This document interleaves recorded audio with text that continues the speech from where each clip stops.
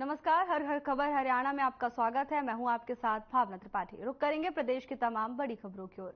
हरियाणा के हिसार में बीजेपी की विजय संकल्प रैली हुई। बता दें कि हांसी की नई अनाज मंडी में आयोजित इस रैली में सीएम नायब सैनी भी पहुंचे। उन्होंने कहा कि प्रधानमंत्री नरेंद्र मोदी को इस बात के बारे में बताना है कि हांसी के लोग तीसरी बार बीजेपी का कमल खिलाने को तैयार है। उन्होंने कहा कि हांसी की भूमि पर मुख्यमंत्री बनने के बाद पहली बार आने का मौका मिला। मैं आप सबका धन्यवाद करता हूं। नरेंद्र मोदी, जेपी नड्डा और अमित शाह के साथ पूर्व मुख्यमंत्री मनोहर लाल का भी धन्यवाद करता हूं, जिन्होंने एक गरीब के बेटे को मुख्यमंत्री बना दिया।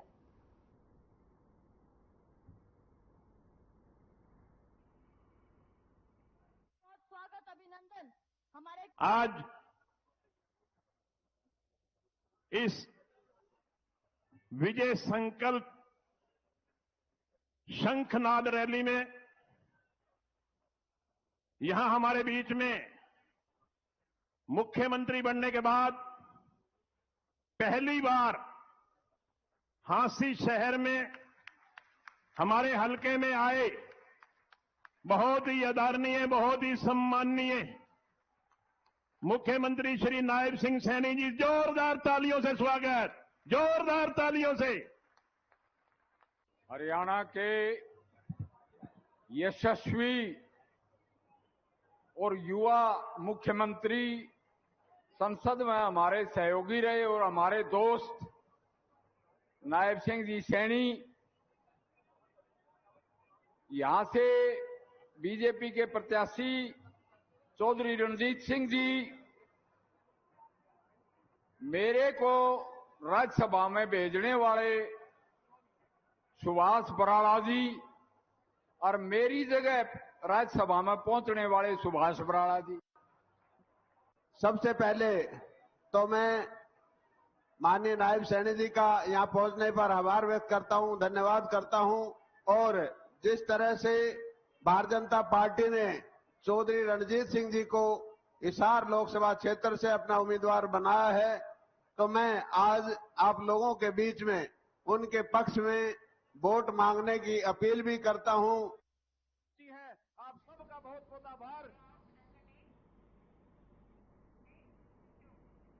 इस वक्त की बड़ी खबर की ओर रुख करेंगे। मुख्यमंत्री नायब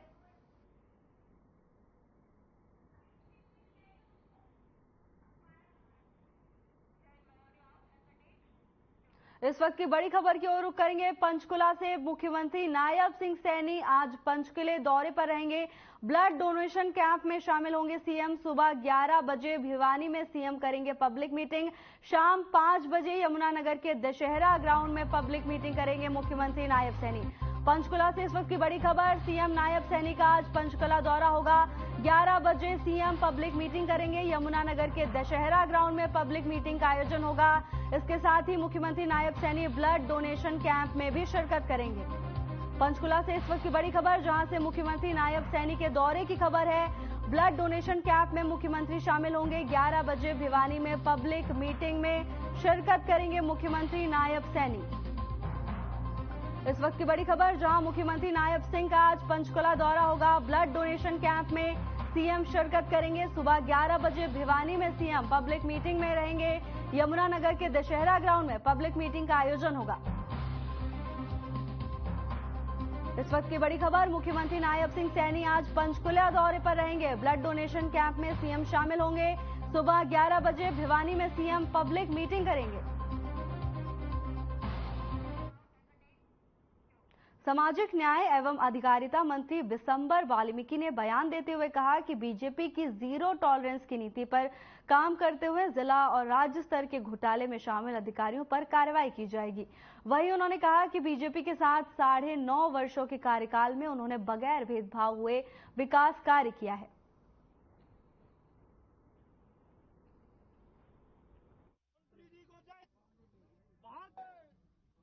आज ये मेरे लिए सौभाग्यशाली दिन है, क्योंकि 30 साल के बाद 1996 में 96 में जब हरियाणा विकास पार्टी के साथ हमारा गठबंधन था, उस वक्त यहां से चौधरी जगन्नाथ जी मंत्री होते थे और उसके बाद 28 साल का अंतराल के बाद आज आप मुझे मंत्री पद मिला है।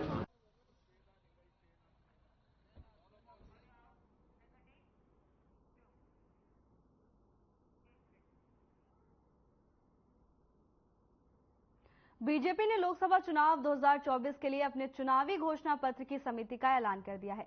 इस समिति की अध्यक्षता रक्षा मंत्री राजनाथ सिंह करेंगे। समिति में हरियाणा बीजेपी के पूर्व प्रदेश अध्यक्ष और बीजेपी राष्ट्रीय सचिव ओपी धनखड़ को भी शामिल किया गया है, जिसके लिए ओपी धनखड़ ने पार्टी नेतृत्व का आभार जताया। बता दें कि समिति में 10 से ज्यादा केंद्रीय मंत्री, 4 मुख्यमंत्री, 2 पूर्व मुख्यमंत्री, पार्टी के राष्ट्रीय सचिव समेत वरिष्ठ नेता शामिल हैं। खबर दिल्ली से, जहां बीजेपी ने चुनावी घोषणा पत्र के लिए समिति का ऐलान कर दिया है। राष्ट्रीय सचिव ओपी धनखड़ भी समिति का हिस्सा होंगे। रक्षा मंत्री राजनाथ सिंह समिति की अध्यक्षता करेंगे।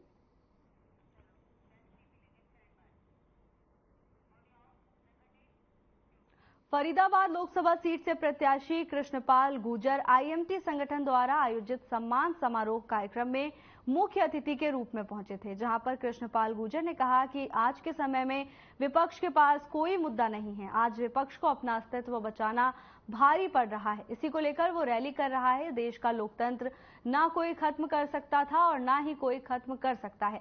एक बार पहले भी ये हरकत विपक्षियों द्वारा 1975 में की गई थी, जब देश में आपातकाल लगाया गया था, परंतु देश की जनता ने इसको मुंह तोड़ जवाब दिया।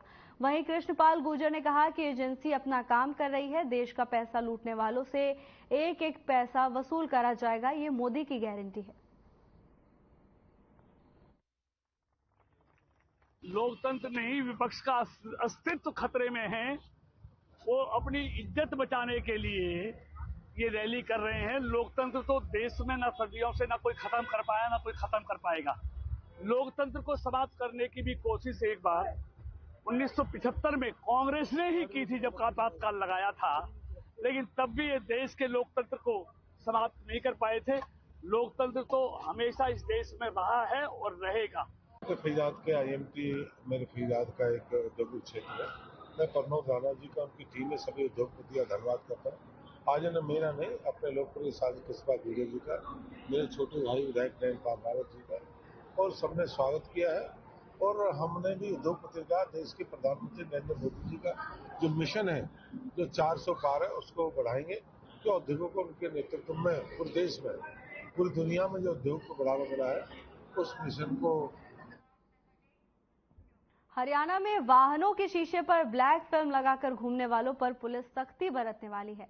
हरियाणा सरकार इस पर 1 से 7 अप्रैल के बीच विशेष अभियान चलाएगी। इस मामले में पुलिस महानिदेशक शत्रुजीत कपूर ने कहा कि हरियाणा पुलिस ऐसे वाहनों पर चालान करेगी, साथ ही ऐसे वाहन चालकों पर 10,000 रुपए तक का जुर्माना हो सकता है। डीजीपी ऑफिस में से जिलों में तैनात डीएसपी और एसीपी को इसकी जिम्मेदारी दी गई है। साथ ही एसपी को खुद इसकी समीक्षा करने के निर्देश दिए हैं। खबर चंडीगढ़ से है, जहां गाड़ियों पर ब्लैक फिल्म चढ़ाकर घूमने वालों पर पुलिस सख्त एक्शन लेती हुई दिखाई दे रही है। 1 अप्रैल से 7 अप्रैल तक अभियान के अंतर्गत ऐसे लोगों पर कार्रवाई करेगी। तस्वीरें चंडीगढ़ से, जहां पुलिस गाड़ियों से ब्लैक फिल्म निकलवाती हुई दिखाई दे रही है।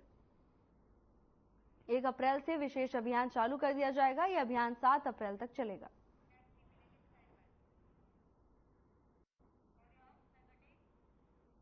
पंचकुला के बीजेपी ऑफिस पंचकमल में हरियाणा बीजेपी लोकसभा चुनाव प्रभारी सतीश पूनिया पहुंचे, जहां उन्होंने अंबाला लोकसभा कोर कमेटी की पहली बैठक में हिस्सा लिया।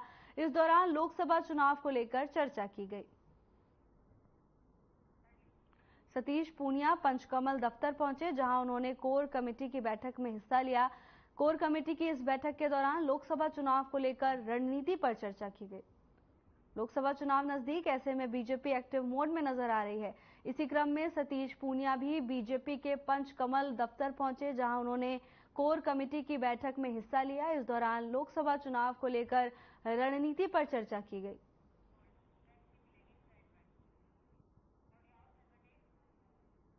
रेवाड़ी से कांग्रेस विधायक चिरंजीव राव को अखिल भारतीय राष्ट्रीय कांग्रेस ने राष्ट्रीय सचिव और राजस्थान प्रदेश का सह प्रभारी बनाया, जिसके बाद से कांग्रेस कार्यकर्ताओं में जोश भरा हुआ है। बता दें कि विधायक चिरंजीव राव पहली बार गुरुग्राम पहुंचे, जिसके बाद विधायक का कार्यकर्ताओं ने ढोल बजाकर फूलमालाओं के साथ जोरदार स्वागत किया। इस दौरान चिरंजीव राव ने सोनिया गांधी, कांग्रेस अध्यक्ष मल्लिकार्जुन खड़गे, कांग्रेस के पूर्व अध्यक्ष राहुल गांधी और संगठन सचिव के.सी. वेणुगोपाल इत्यादि वरिष्ठ नेताओं का धन्यवाद किया।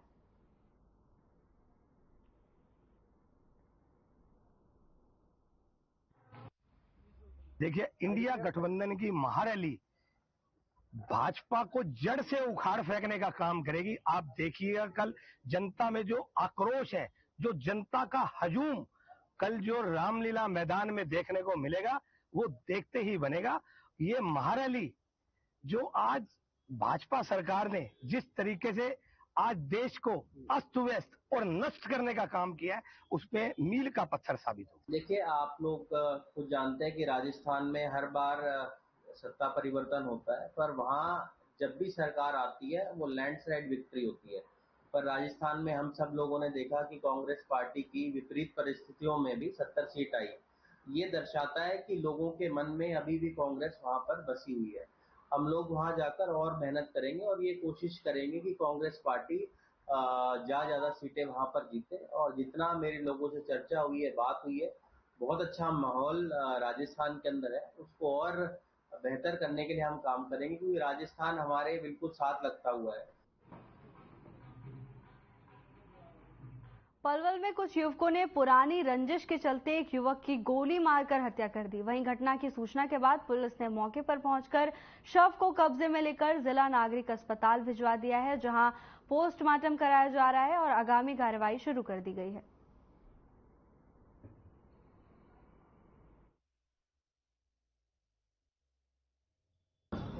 कल हमें सूचना मिली थी कि कुलाना के क्षेत्र में एक व्यक्ति की गोली मार के हत्या कर दी है। जो परिजनों ने शिकायत की है, रात को हमें उनको अभियोग अंकित कर दिया और अभियोग अंकित करके पोस्टमार्टम कराया जा रहा है। इन्वेस्टिगेशन में आएगा फिर आपको पता। शिकायत क्या दी है परिजनों ने? शिकायत हत्या की, गोली मार के हत्या। तो कितने लोगों के खिलाफ शिकायत दी है? 10 लोगों के खिलाफ। सभी नामजद हैं। किसी को राउंड अप किया है कि अभी इनमें से? अभी तो पोस्टमार्टम के बाद, इन्वेस्टिगेशन के बाद। तो रंजिश भी बताइए क्या? तो रंजिश कोई पुरानी रंजिश जैसे कंप्लेंट। मुरली पोता लगता है जी।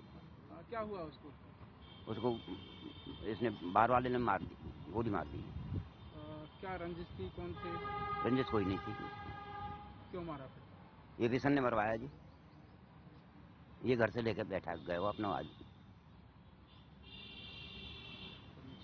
और इनके पास नरेश ने 2 दिन पहले धमकी भी दी है जी, तुझे मरवा देंगे। बिशन कौन है और नरेश कौन है?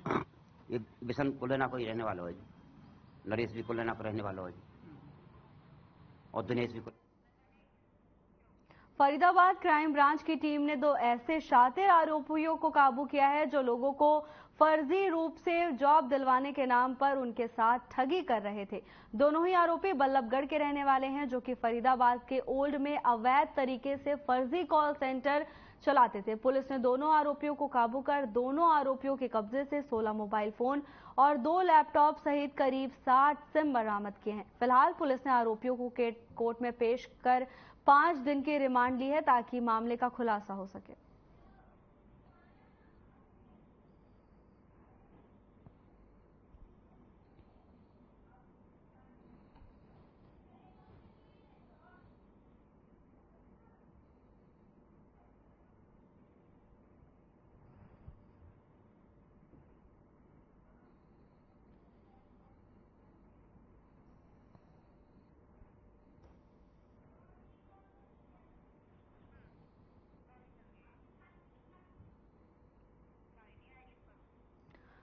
फरीदाबाद क्राइम ब्रांच को बड़ी सफलता हाथ लगी है, जहां उन्होंने फर्जी तरीके से एयर इंडिया में नौकरी दिलाने के नाम पर ठगी करने वाले 2 युवकों को गिरफ्तार किया है। आरोपियों के कब्जे से 16 मोबाइल, 2 लैपटॉप और 60 सिम बरामद की गई हैं। खबर फरीदाबाद से, जहां ठग गिरोह का भांडाफोड़ फरीदाबाद क्राइम ब्रांच की टीम ने किया है।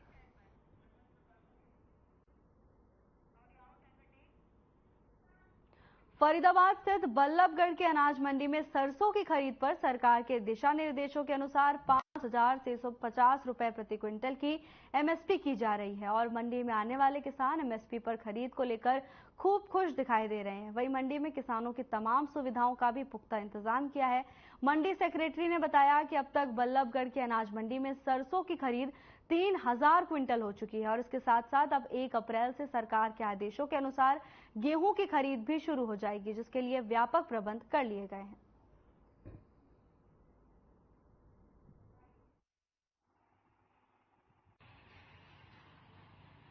चलिए, जो भी हमारी तमाम तैयारियां होती हैं, बेसिक एमिनिटीज जो बोलते हैं, वो हमारी पूरी की पूरी सुविधाएं पर्याप्त मात्रा में उपलब्ध हैं।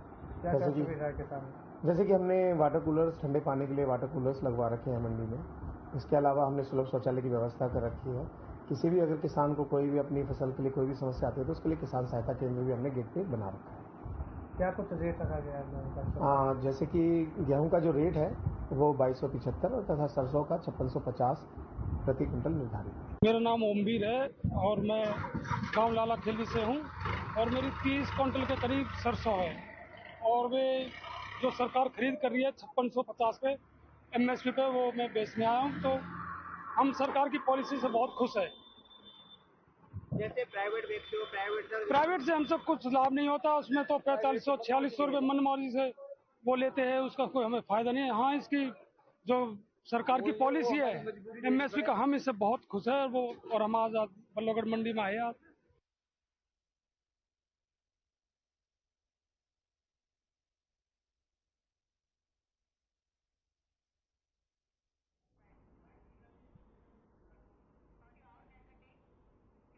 फरीदाबाद में मामूली विवाद को लेकर 2 पक्षों में मारपीट हो गई। झगड़े में 2 लोग घायल हो गए। घायलों को बल्लभगढ़ के सिविल अस्पताल लाया गया, जहां पर इमरजेंसी वार्ड के डॉक्टरों ने घायलों को प्राथमिक उपचार दिया।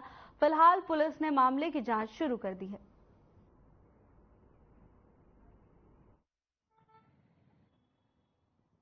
ये जनाब एक पड़ोसन है हमारी, वहाँ बच्चे पानी वानी भर रहे थे, तो जैसे वो निकल के जा रही थी तो उसने उसको कौन ही मारी? औरत ने पड़ोसन ने। हाँ। क्यों? बेफिजूल की। उसने उससे पूछा था मुझे कौन ही क्यों मारी? उसने बोला कि तू रास्ते में साइड जा। रास्ते में खेल रहा होगा बच्चा? नहीं, बच्चा नहीं था, मतलब वो जो हमारी वाली औरत थी वो पानी भर रही थी वहाँ पर, टंकी टूटी आ रही थी तो वो निकल के जा रही थी। वो काफी रास्ता पड़ा था वहाँ पर। औरत ने औरत को कौन ही मार के हटाने की कोशिश की। हाँ। 2 मरीज हैं जो पन्नेड़ा कला का बता रहे हैं और एक का नाम मनीष है और एक का नाम है सुमेर। दोनों का कुछ मतलब आपस में नहीं, दोनों का किसी के साथ लड़ाई झगड़ा हुआ है, जिसमें से जो मनीष है उसके सर पे चोट आई है और जो सुमेर है उसकी नाक पे चोट है और हाथ पे चोट है। दोनों एक पक्ष के सर ये? हाँ, दोनों एक पक्ष के हैं। दोनों की MLR रिपोर्ट तैयार करके पुलिस को इत्तला कर दी हुई है। आगे एंटी करप्शन ब्यूरो की टीम ने फरीदाबाद नगर निगम में छापा मारकर स्वास्थ्य अधिकारी को 3 लाख की रिश्वत लेते हुए गिरफ्तार किया है। एसीबी की इस कार्रवाई के निगम में हड़कंप का माहौल है। इस पूरे मामले में एसीबी के अधिकारी कुछ बोलने को तैयार नहीं है। दरअसल एंटी करप्शन ब्यूरो को बसेलवा कॉलोनी के रहने वाले हरिओम ने शिकायत दी थी कि वो शहर में कूड़ा उठवाने के लिए टेंडर लेता है। इसके लिए उसने अपना पक्का लाइसेंस बनवाना था। इस बारे में नगर निगम के स्वास्थ्य अधिकारी नीतीश परवाल से बात की।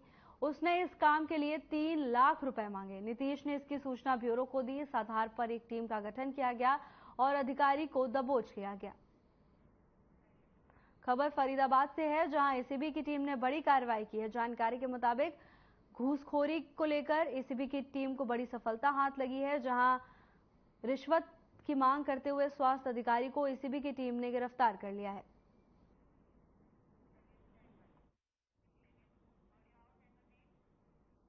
लोकसभा चुनाव को लेकर महेंद्रगढ़ में डीएसपी मोहम्मद जमाल के नेतृत्व में पुलिस और पैरामिलिट्री के जवानों ने फ्लैग मार्च निकाला और आमजन से शांतिपूर्वक चुनाव संपन्न कराने और कानून व्यवस्था बनाए रखने में सहयोग देने की अपील की। इस दौरान युवाओं से भी अपील की गई कि किसी प्रकार की अफवाहों में आकर उग्र प्रदर्शन न करें। वहीं उन्होंने असामाजिक तत्वों की गतिविधियों को लेकर पुलिस को सूचित करने की भी बात कही है।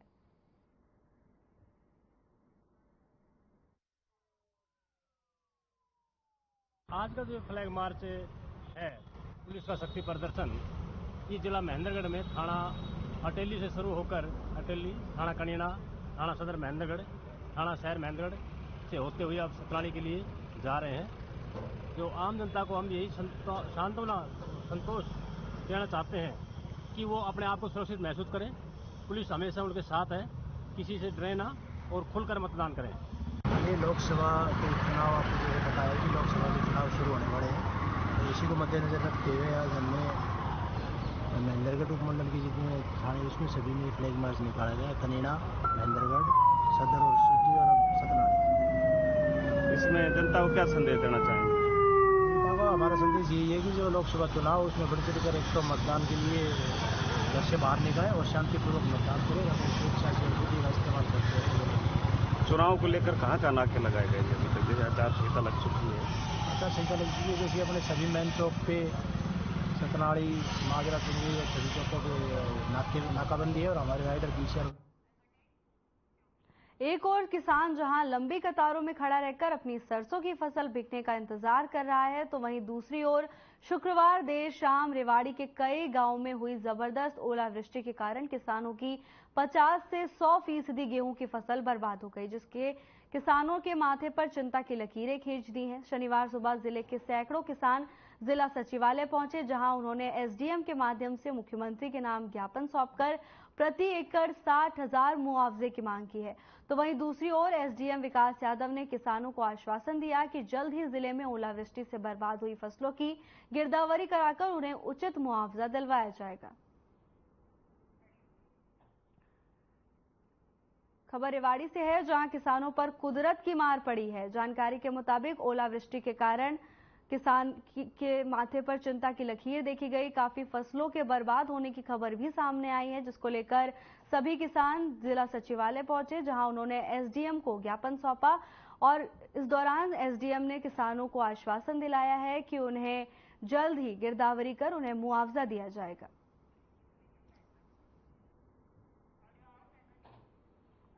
लोकसभा चुनाव के मद्देनजर पुलिस प्रशासन पूरी तरह से अलर्ट मोड में नजर आ रही है, ताकि चुनाव में कोई खलल न पड़े और चुनाव शांतिपूर्ण तरीके से संपन्न हो सके। इसी को लेकर भिवानी में अंतर्राज्यीय बैठक आयोजित की गई। बैठक में सुरक्षा को लेकर तमाम रणनीति बनाई गई। पुलिस की तरफ से संगठित आपराधिक गिरोह और वांछित अपराधियों की सूची साझा करने के साथ बॉर्डर पर मिलकर संयुक्त नाकाबंदी का निर्णय लिया गया। वहीं अन्य घटनाएं एवं सूचनाओं का भी आदान प्रदान किया जाएगा।